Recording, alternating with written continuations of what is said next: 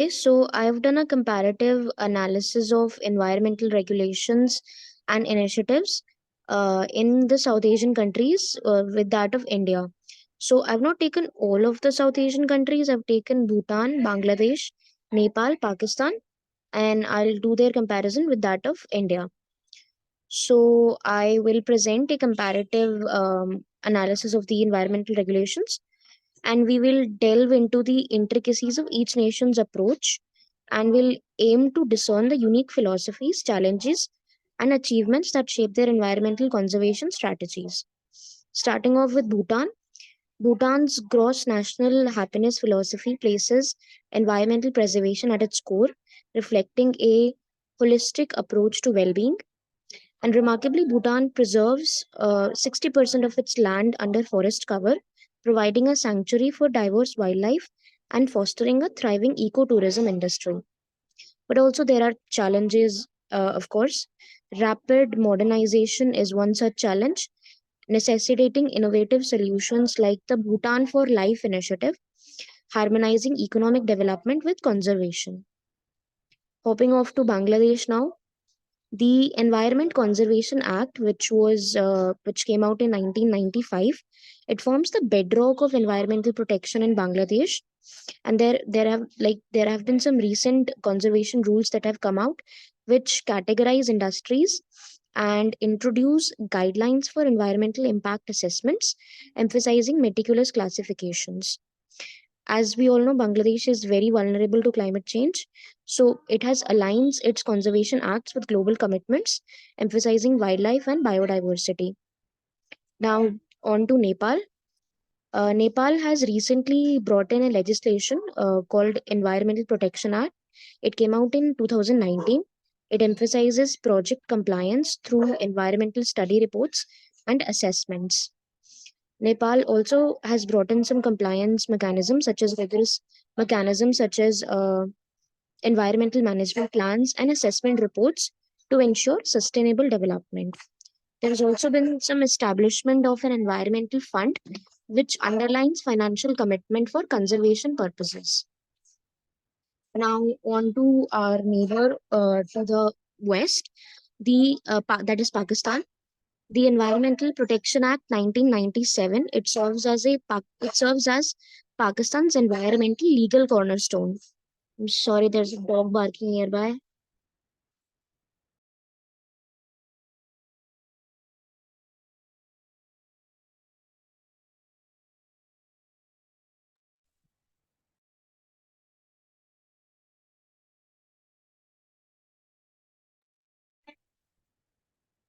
Okay. Am I audible? Hello? Yes, Nana, go on. Okay, sorry for the disturbance in between. So I think I was reading about Pakistan, yes. So Pakistan, it has a act that came out in 1997. It's called the Environmental Protection Act. It serves as Pakistan's environmental legal cornerstone. So there is also a Pakistan Environmental Protection Agency, which exercises strong regulatory powers, enforcing environmental regulations and conducting investigations. Pakistan is also engaged with regional organizations, and it has signed international agreements which demonstrates its somewhat commitment to global environmental efforts. But there's still a lot to be done, as we have seen the floods that came out in Pakistan last year, and they need to up their efforts to battle the this climate crisis. So now on to India. India's environmental. I'll read a little bit about India's environment history. So, India's Environment Protection Act 1986 stands as a long established legislative cornerstone. We also have robust regulatory bodies both at the central and state levels, emphasizing pollution control standards, bolstered by the NGT, that is National Green Tribunal. And there are initiatives such as the National Action Plan on Climate Change, which underscore India's focus on renewable energy and sustainable development. Now, I'll do a little bit of critical comparison between the various countries of South Asia with that of India. India and Bangladesh exhibit well established legal frameworks, whereas Nepal and Bhutan have recently updated their legislation, reflecting an evolving commitment to environmental conservation. And Pakistan, with its 1997 Environmental Protection Act, navigates the environmental landscape with a regulatory backbone. Bhutan's unique gross national happiness philosophy sets it apart, embodying a holistic approach to well being. I'll say that India strikes a balance between environmental conservation and sustainable development, showcasing a nuanced philosophical stance. Other nations exhibit varied approaches reflecting their cultural and societal contexts. Bhutan and Nepal showcase strong commitments to biodiversity conservation with thriving ecosystems and robust protected areas. India emphasizes renewable energy and sustainable development, contributing to global climate change mitigation. Pakistan's regional collaboration underscores its role in global environmental protection. And also, when it comes to compliance mechanisms, India and Nepal stress the importance of environmental impact assessments, emphasizing thorough compliance mechanisms. Bangladesh, in this matter, takes a detailed approach with comprehensive rules, ensuring meticulous categorization and compliance. And when it comes to Pakistan, with a strong regulatory authority, it stands out in it stands out in enforcing stringent environmental regulations. And when we talk about funding initiatives, Bhutan and Nepal adopt innovative funding mechanisms like Bhutan for Life, aligning economic development with conservation. India focuses on international collaborations and renewable energy initiatives, contributing to a global environmental perspective. Bangladesh and Pakistan prioritize regional and global collaborations, demonstrating a collective approach to environmental stewardship. Now, on to some challenges. Balancing economic development with environmental protection emerges as a common challenge for all nations. India faces urbanization impacts and waste management challenges, reflecting the complex interplay between development and conservation. Each nation grapples with unique challenges inherent in its specific social, economic, and environmental context.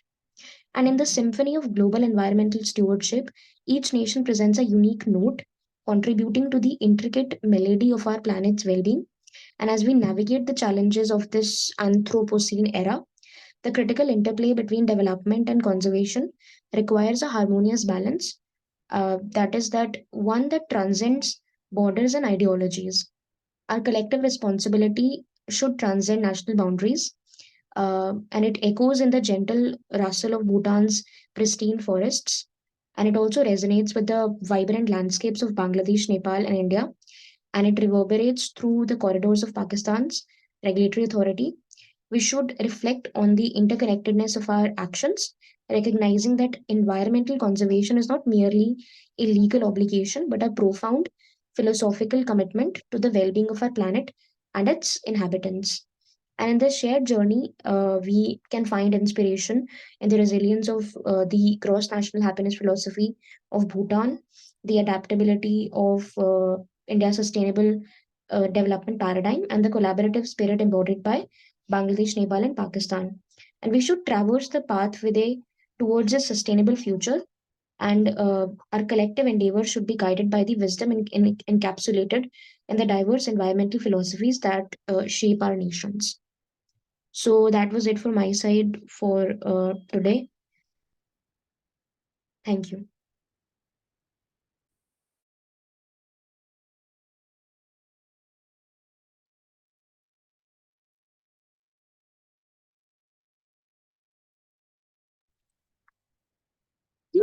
Yeah, great, Nana.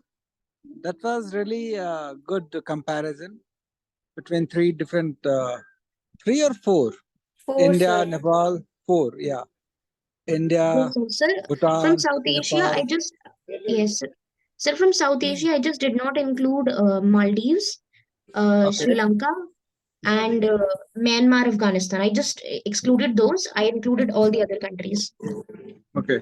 And from where did you got this, like the resources?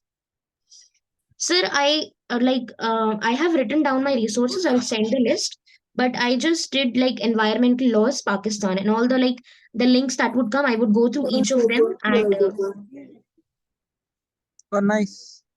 yes, Because it was really nice and detailed information we received. I was just wondering if we can, not sure, because you already have a lot of thing in your plate. What I yes, go sir. through the conversations.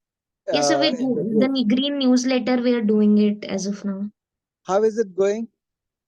Sir, we have enough content You have now. We just have to have that eco-friendly traveler's guide section that has to be done. Otherwise, all the other content is done. Okay Naina, तो जितना हो चुका है ना उस उतना part ना design, like जो भी जिनको भी बनाना है न्यूज़लेटर, जो डिजाइनिंग पार्ट में, उन लोग को बोल दीजिए बनाने के लिए।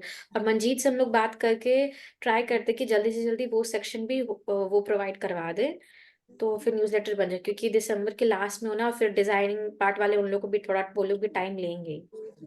Okay, I'll so talk to them. 3 लोग हैं डिजाइन वाले न्यूज़लेटर ग्रुप में, मैं बोलती हूँ उन्हें आज। nice.